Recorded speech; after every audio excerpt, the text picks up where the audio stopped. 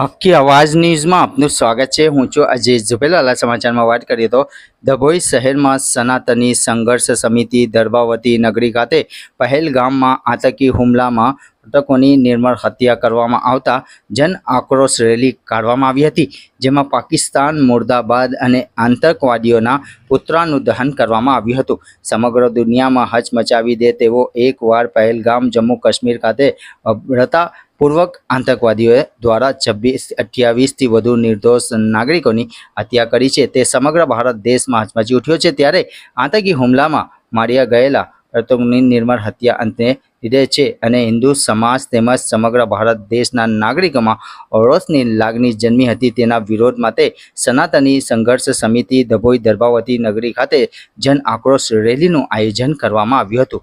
Report Rafiq Mansuri.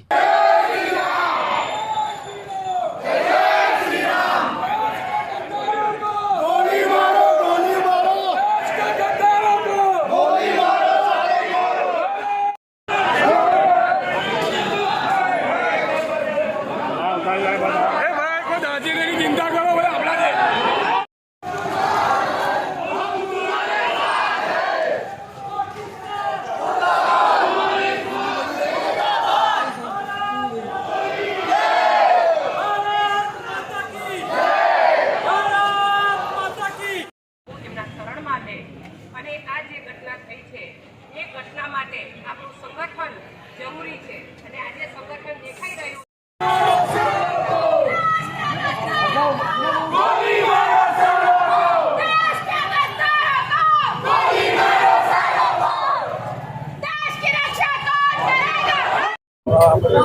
आज रोज गर्भावती संघर्ष सनातनी संघर्ष समिति द्वारा अमे रेलीનું આયોજન કરેલું છે।